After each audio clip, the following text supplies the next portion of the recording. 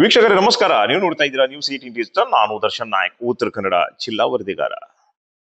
ಮೋಸ ಮಾಡುವವರು ಎಲ್ಲಿಗಿರ್ತಾರೋ ಅಲ್ಲಿ ತನಕ ಮೋಸ ಹೋಗೋರು ಇದ್ದೇ ಇರ್ತಾರೆ ಎನ್ನುವಂತಹ ಒಂದು ಮಾತನ್ನ ನೀವು ಕೇಳಿರ್ತೀರಾ.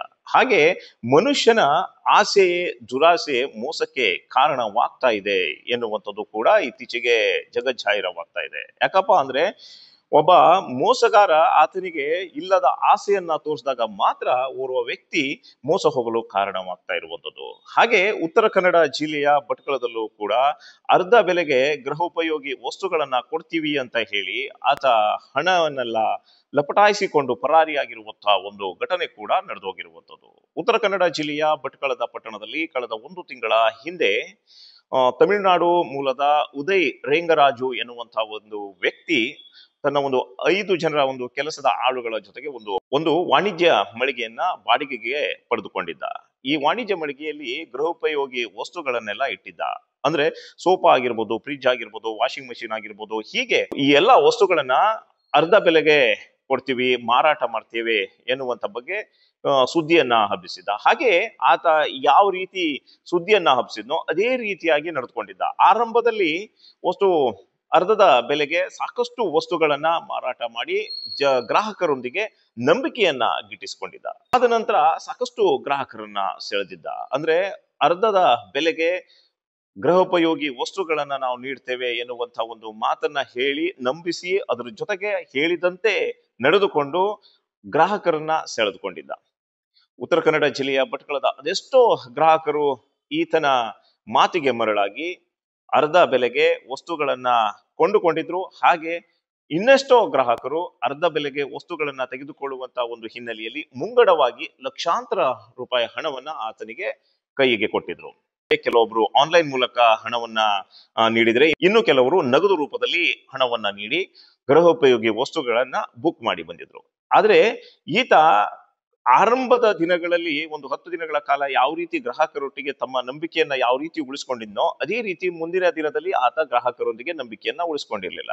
ಗೃಹೋಪಯೋಗಿ ವಸ್ತುಗಳನ್ನ ನಾವು ನಿಮ್ಗೆ ನೀಡ್ತೇವೆ ಎನ್ನುವಂತ ಒಂದು ಭರವಸೆಯನ್ನ ಕೊಟ್ಟಿದ್ದ. ಅದ್ರ ಜೊತೆಗೆ ನೀವು ಮುಂಗಡವಾಗಿ ಒಂದಿಷ್ಟು ಹಣವನ್ನ ತುಂಬಬೇಕು ಎನ್ನುವಂತ ಬಗ್ಗೆಯೂ ಹೇಳಿದ್ದ. ಈತನ ಮಾತಿಗೆ ಮರಳಾದಂತ ಅದೆಷ್ಟೋ ಗ್ರಾಹಕರು ಮುಂಗಡವಾಗಿ ಸಾಕಷ್ಟು ಹಣವನ್ನ ಕೊಟ್ಟಿದ್ರು, ಲಕ್ಷಾಂತರ ರೂಪಾಯಿ ಹಣವನ್ನ ಕೊಟ್ಟಿದ್ರು. ಇದಕ್ಕೆಲ್ಲ ಮುಖ್ಯ ಕಾರಣ ಈ ಹಿಂದೆ ಆರಂಭದಲ್ಲಿ ಯಾವ ರೀತಿ ಆತ ಅರ್ಧ ಬೆಲೆಗೆ ಗೃಹೋಪಯೋಗಿ ವಸ್ತುಗಳನ್ನ ಕೊಟ್ಟು ಹೇಗೆ ನಂಬಿಕೆ ಉಳಿಸ್ಕೊಂಡಿದ್ದೋ ಆತನ ಮಾತನ್ನ ಇನ್ನುಳಿದ ಗ್ರಾಹಕರು ನಂಬುತ್ತಾರೆ. ಅದ್ರ ಜೊತೆಗೆ ಗ್ರಾಹಕರ ಮಾತನ್ನ ಕೇಳಿದ ಇನ್ನಷ್ಟು ಗ್ರಾಹಕರು ಕೂಡ ಆತನ ಮಾತನ್ನ ನಂಬಿ ಹಣವನ್ನ ಮುಂಗಡವಾಗಿ ನೀಡ್ತಾರೆ. ಆದ್ರೆ ಇತ್ತೀಚೆಗೆ ಕಳೆದ ಒಂದು ವಾರದಿಂದ ಈತ ನಾಪತ್ತೆಯಾಗಿದ್ದಾನೆ. ಭಟ್ಕಳದ ಎಲ್ಲೂ ಕಾಣಿಸ್ತಾ ಇಲ್ಲ, ಪರಾರಿಯಾಗಿದ್ದಾನೆ. ಅದ್ರ ಜೊತೆಗೆ ಈತನೊಂದಿಗೆ ಕೆಲಸ ಮಾಡ್ತಾ ಇರುವಂತ 4-5 ಆಳುಗಳು ಕೂಡ ಕಾಣಿಸ್ತಾ ಇಲ್ಲ. Global international global private limited ಹೆಸರಿನ ಒಂದು ಮಳಿಗೆಯಲ್ಲಿ ಸಾಕಷ್ಟು ಗೃಹೋಪಯೋಗಿ ವಸ್ತುಗಳನ್ನು ಸಹ ಇಟ್ಟಿದ್ದ. ಅದ್ರ ಜೊತೆಗೆ ಆತ ಜನರನ್ನ ಮರಳು ಮಾಡೋಗೋಸ್ಕರ ಮುಂಗಡವಾಗಿ ಒಂದಿಷ್ಟು ಹಣವನ್ನ ನೀಡಬೇಕು, ಅದ್ರ ಜೊತೆಗೆ ಅರ್ಧ ಬೆಲೆಗೆ ನಿಮಗೆ ಇಂತಿಂತ ವಸ್ತುಗಳನ್ನ ನಾವು ನೀಡ್ತೇವೆ, ಅದ್ರ ಜೊತೆಗೆ ಇಂಥ ವಸ್ತುಗಳಿಗೆ ಇಷ್ಟು ಹಣವಾಗುತ್ತೆ ಎನ್ನುವಂತ ಬಗ್ಗೆಯೂ ಒಂದು ಹಣದವನ್ನ ನಿಗದಿ ಮಾಡಿದ್ದ. ಹಾಗೆ ಗ್ರಾಹಕರೊಂದಿಗೆ ಆದಷ್ಟು ಹಣಗಳನ್ನ ಈತ ಸಂಗ್ರಹ ಮಾಡಿಕೊಂಡಿದ್ದ. ಕಳೆದ ಒಂದು ವಾರದಿಂದ ಈಚೆಗೆ ಈತ ನಾಪತ್ತೆಯಾಗಿದ್ದಾನೆ. ಅದ್ರ ಜೊತೆಗೆ ಗ್ರಾಹಕರು ಕೊಟ್ಟಂತ ಲಕ್ಷಾಂತರ ರೂಪಾಯಿ ಹಣವನ್ನ ಲಪಟಾಯಿಸಿಕೊಂಡು ಪರಾರಿಯಾಗಿದ್ದಾನೆ.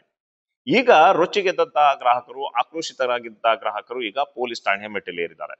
ಇಂದು ಭಟ್ಕಳ ಟೌನ್ ಪೊಲೀಸ್ ಠಾಣೆ ವ್ಯಾಪ್ತಿಯಲ್ಲಿ ಒಂದು ಚೀಟಿಂಗ್ ಕಂಪ್ಲೇಂಟ್ ಅಂತ ಒಂದು ರಿಜಿಸ್ಟರ್ ಆಗಿದೆ. ಮೊಹಮ್ಮದ್ ಸಾವೂದ್ ಹಸಾನ್ ಸಬ್ಬರ್ ಅನ್ನೋರು, ಇವರು ಭಟ್ಕಳಲ್ಲಿ ವಾಸ ಮಾಡೋರು, ಒಂದು ಚೀಟಿಂಗ್ ಕಂಪ್ಲೇಂಟ್ ಅಂತ ನೀಡಿದ್ದಾರೆ. ಏನಂದರೆ ಅಲ್ಲಿ ಭಟ್ಕಳ ಟೌನಲ್ಲಿ ಗ್ಲೋಬಲ್ ಎಂಟರ್ಪ್ರೈಸಸ್ ಅಂತ ಒಂದು ಕಾರ್ ಸ್ಟ್ರೀಟ್ ರಸ್ತೆಯಲ್ಲಿ ಸೆಪ್ಟೆಂಬರ್ ಈ ವರ್ಷನೇ 1.5 ತಿಂಗಳ ಹಿಂದ್ಗಡೆ ಇದೊಂದು ಕಂಪನಿ ಸ್ಥಾಪನೆ ಆಗಿರುತ್ತೆ.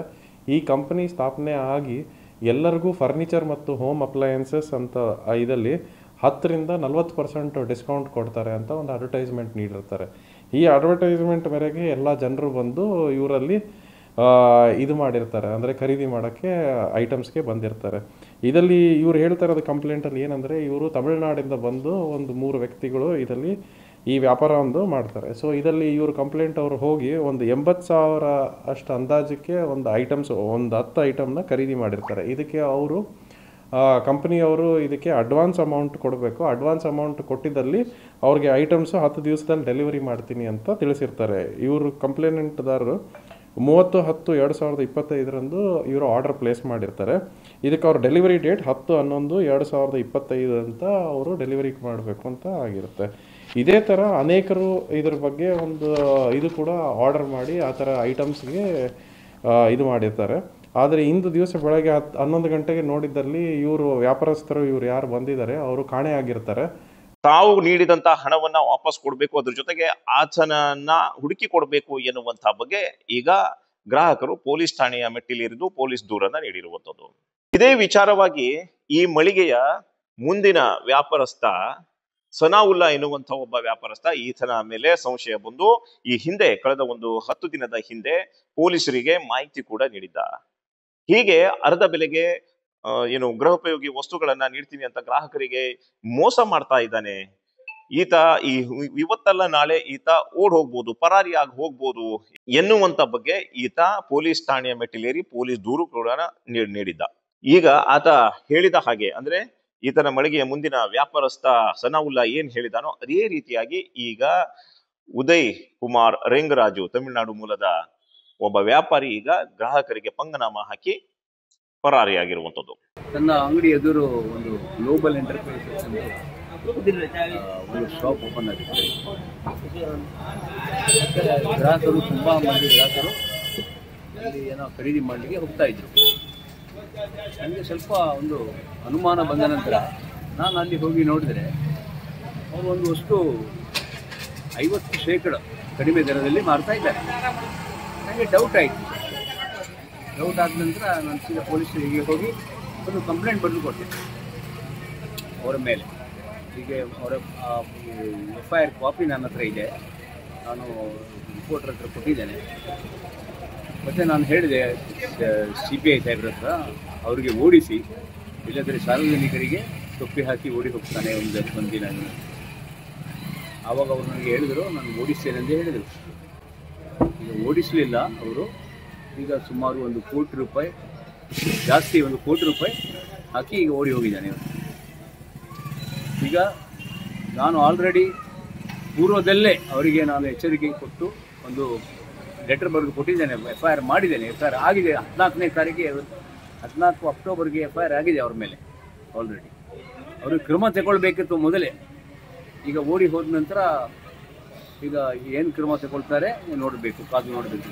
ಗ್ರಾಹಕರು ಈಗ ಪೊಲೀಸರು ಯಾವಾಗ ಆತನನ್ನ ಹಿಡಿದುಕೊಂಡು ಬರ್ತಾರೋ ಆಗ ನಾವು ಹಣವನ್ನ ವಾಪಸ್ ಪಡಿಬಹುದು ಎನ್ನುವಂತಹ ಒಂದು ಭರವಸೆಯಲ್ಲಿದ್ದಾರೆ. ಚಾತಕ ಪಕ್ಷಿಯಂತೆ ಕಾಯ್ತಾ ಇದ್ದಾರೆ. ಆದ್ರೆ ಈತ ಯಾವಾಗ ಪೊಲೀಸರಿಗೆ ಕೈಗೆ ಸಿಗ್ತಾನೋ ಏನೋ ಗೊತ್ತಿಲ್ಲ. ಅಲ್ಲಿ ತನಕ ಇವರು ಹಣಕ್ಕಾಗಿ ಪರದಾಡುವಂಥದ್ದು ಮುಂದುವರಿಯಲಿದೆ.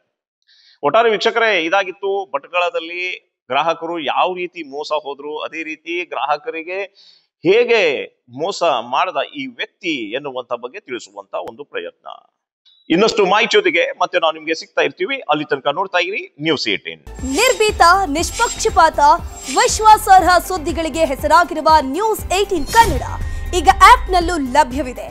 ದಯವಿಟ್ಟು ಇಲ್ಲಿರುವ QR ಕೋಡ್ನ ಸ್ಕ್ಯಾನ್ ಮಾಡಿಕೊಂಡು ಆಪ್ ಡೌನ್ಲೋಡ್ ಮಾಡೋದಕ್ಕೆ ಮರಿಬೇಡಿ. ನಿಮ್ಮ ಬೆಂಬಲ ಹೀಗೆ ಸದಾ ನಮ್ಮೊಂದಿಗಿರಲಿ. ಧನ್ಯವಾದ.